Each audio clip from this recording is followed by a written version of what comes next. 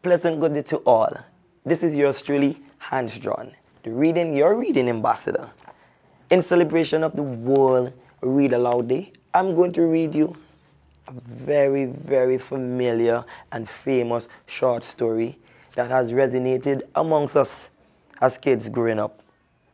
Our granddad, our grandmom, our parents on the whole were very familiar with this short story, and it passed on from generation to generation, and it is very, very popular among Caribbean families and communities on the whole, or schools.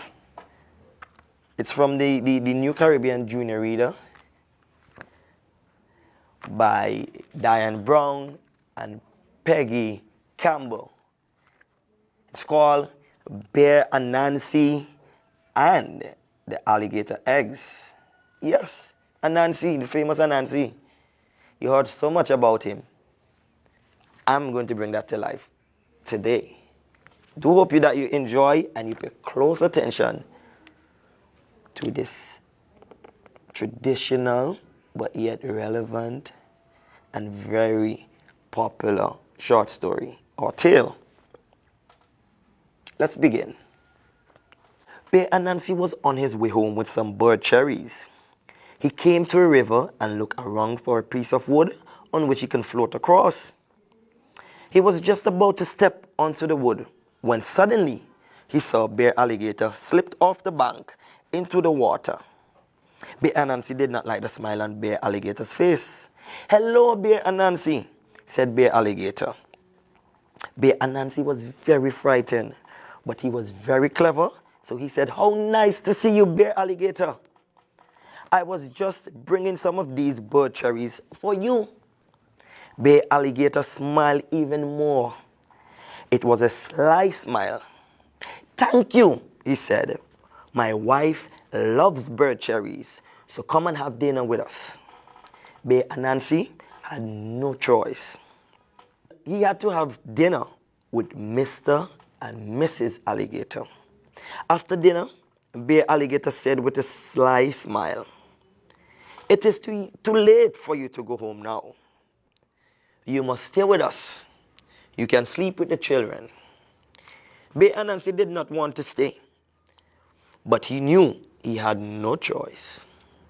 Now the children wore 10 alligator eggs. Yes, 10.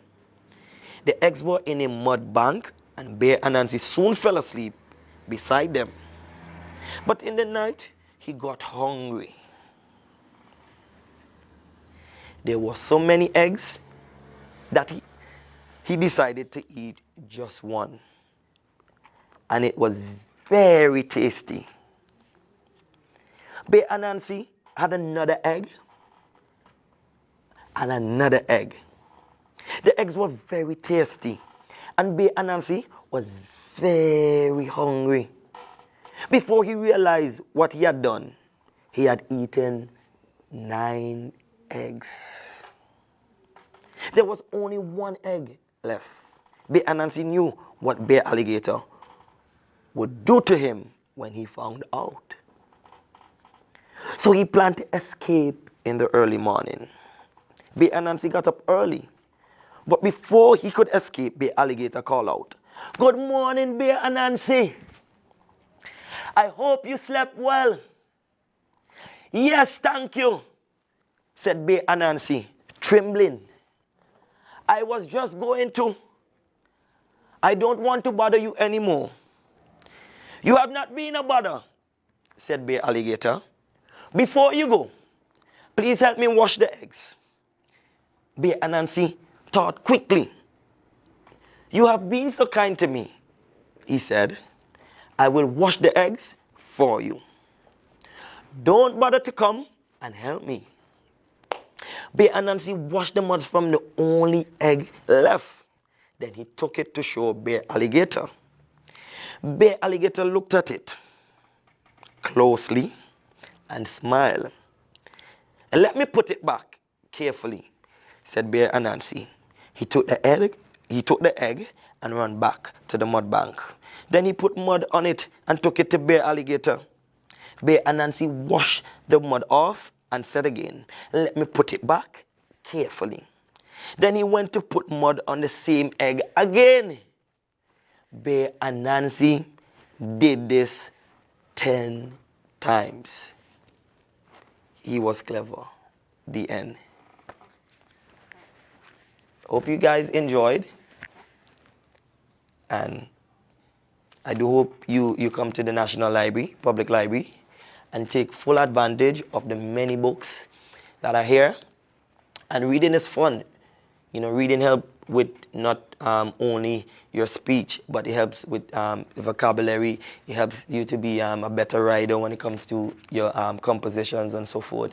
And it helps you to really better understand articles, newspapers, and whatever short stories that are given to you by teachers or lecturers on a whole. Make reading your best friend and take full advantage of the services being offered at the National Public Library. This is yours truly, Hans John, the Reading Ambassador. Have a blessed one.